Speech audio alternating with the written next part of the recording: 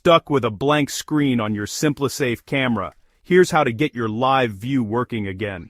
First, check your Wi-Fi connection. Your camera needs a strong and steady signal. If your Wi-Fi is down, restart your router and try again. Next, unplug your camera.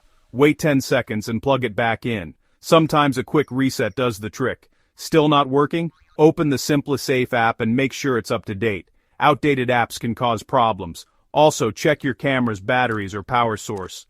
Low power can make the live view fail. If you see an error message, write it down. It can help if you need to contact support. Lastly, if nothing else works, remove the camera from your app, then add it back. This resets the connection. Remember, most live view issues are simple fixes. Start with these steps, and you'll be back online in no time. If you're still having trouble, call SimpliSafe support. They're there to help. Thanks for watching. Like and subscribe for more quick fixes.